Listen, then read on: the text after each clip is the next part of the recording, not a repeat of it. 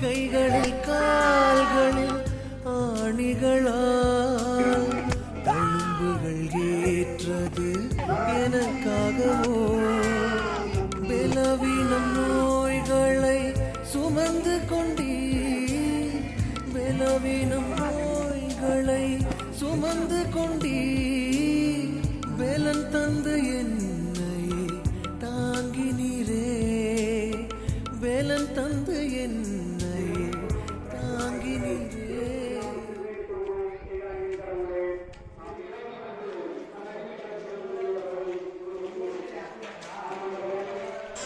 டேய், நான் உன்னை என்ன பண்ண சொன்னேன், நீ என்ன பண்ணிட்டு இருக்க? காலைல உன்னை 10 மணிக்கு எம்எல்ஏ ஆஃபீஸ் தானே போய் பார்க்க சொன்னேன். ஏதோ ரொம்ப நாளாக கவர்மெண்ட் எக்ஸாம் ட்ரை பண்ணிருக்கேன்னு சொல்லிட்டு எம்எல்ஏ கிட்ட ரெக்கமெண்டேஷன் பேசி வச்சுருந்தா. ஆனால் இவ்வளோ அலட்சியமாக இருக்க. டேய், உனக்கே தெரியும் 3 வருஷமாக இங்கே நான் தான் வேஷம் போட்டுட்ருக்கேன்னு. இப்போ திடீர்னு நான் அங்கே போயிட்டேன்னா இங்கே யாரா வேஷம் போடுவா? லூஸாடா நீ? கவர்மெண்ட் வேலை கிடைக்கிறது ஒன்றும் அவ்வளோ ஈஸி இல்லைடா. அதுவும் எம்எல்ஏ கிட்ட ரெக்கமெண்டேஷன் வாங்குறது எவ்வளோ கஷ்டம் தெரியுமா? உனக்கெல்லாம் அந்த வேலை கிடைக்குன்னு கொஞ்சம் கூட எதிர்பார்க்காதடா.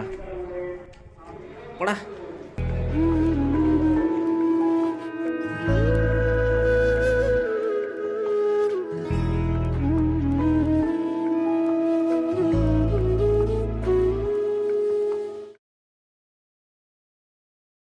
ரிப்போர்ட்ஸ்லாம் பார்த்தோமா?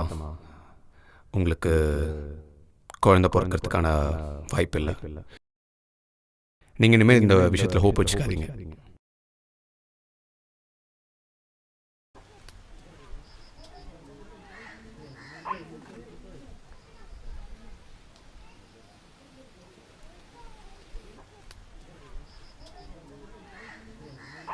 ஏய் வாடா. என்னடா இங்கே பெருக்கிட்டு பணியோட செஞ்சிட்ருக்க? இதே வேலை எம்எல்ஏ ஆஃபீஸில் செஞ்சிருந்தேன்னா உனக்கும் வேலை கிடச்சிருக்கும், நீயும் பெரிய ஆள் ஆகிருப்பில்லடா. ஏன்னா ஏற்கனவே பெரிய ஆள் தான்டா. பெரிய ஆள் செய்கிற வேலையாடா இது? டேய், ஏசப்பா சொல்லியிருக்காரு, உங்களில் ஒருவன் பெரியவனாக இருக்க விரும்பினால் அவன் பணிவிடைக்காரனாக இருக்க கடவுன்னு சொல்லியிருக்காரு. நான் இந்த பணிவிடை செய்யும் போதே தெரியும்டா உனக்கு நான் எவ்வளோ பெரிய ஆளுன்னு. நான் பெரிய ஆள் தான்டா. டேய், என்னடா ரியாலிட்டி தெரியாமல் பேசிக்கிட்டு இருக்க? ஒரு நாள் இந்த வேலைக்காக என்கிட்ட மண்டிட்டு கெஞ்சு வைப்பார். டேய் வாடா.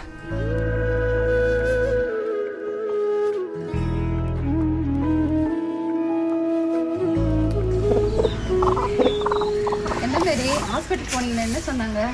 இல்லைக்கா, அதே தக்கா சொல்கிறாங்க, இனிமேல் குழந்தை பிறக்காதுன்னு சொல்லிட்டாங்கக்கா. சரி, வனஜாக்கா சொன்னாங்க அந்த ஹாஸ்பிட்டல் போய் பார்க்குறியம்மா? இல்லைக்கா, இனிமேல் ட்ரீட்மெண்ட் எடுக்கலாமா வேணாமான்னு எனக்கு சந்தேகமாகவே இருக்குக்கா. ஆனாலும் நான் ஆண்டவர்கிட்ட ஜெபிக்கிறதை விட போகிறதில்லக்கா. ஏன்னா எந்த ஒரு எதிர்பார்ப்புமே இல்லாத மரியாளுக்கு காப்ரியேல் வந்து சொன்ன மாதிரி ஆண்டவர் என் வாழ்க்கையில் ஒரு அற்புதம் செய்வாருக்கா. கவலைப்படாத, ஆண்டவர் மேல் நம்பிக்கையாக இருமா, ஆண்டவர் உங்களுக்கு நிச்சயமாக கொடுப்பாருங்க. நான் அவரை நம்புகிறேன், நான் நம்புறது அவராலே வரும். அம்மா, இங்கே லெட்டர் வச்சுருந்தேன் பார்த்தீங்க? என்ன பேப்பர்ப்பா? அது என்னோட ஜாப் ஆஃபர் லெட்டர்மா. அது இருந்தால் தான் நாளைக்கு நான் இன்டர்வியூ போக முடியும். ஜூஸ் ஊத்தி வச்சிருக்குது, ஏதோ பரவாயில்ல. என்னது ஜூஸ் ஊற்றிருச்சா? அம்மா எங்கே காட்டுங்க. கீழே இருந்துச்சு, ஏதோ சாயம் நிறைய படமா எடுத்து வச்சிட்டேன். அம்மா, இதுக்காக நான் எவ்வளோ கஷ்டப்பட்டுருக்கேன் தெரியுமா? கவிதையை இயேசுவை கண்டேன். அம்மா, எனக்கு வேலை கிடைச்சிச்சுமா. நாளைக்கு இன்டர்வியூ சொன்னா நாளைக்கு கண்டிப்பாக வேலை கிடைச்சிடும். நான் மனுஷங்களை நம்பாமல் மனுஷங்க கிட்ட எதிர்பார்க்காம முழங்கால் ஜபத்தோட அவரை நம்பினேன். நான் நம்புறது கண்டிப்பாக அவரால் வருமா?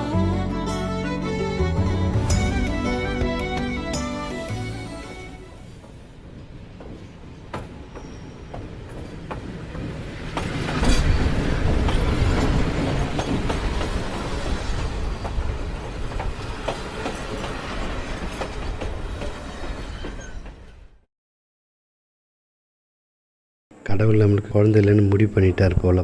இனிமேல் அதில் நம்பிக்கை வச்சுக்க வேணாம்மா. நீ கொஞ்சம் மனசை தேத்திக்க.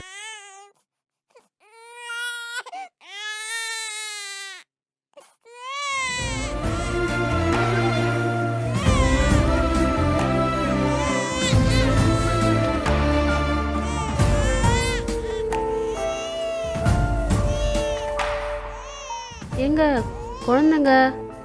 ஆர்பிபி யாருன்னா கூப்பிட்டாமா? வேணாங்க, கடவுள் இது நமக்காக கொடுத்துருக்குறாருன்னு நினைக்கிறேங்க. நான் சொன்னேன்ல, நான் நம்புறது அவராலே வரும்னு.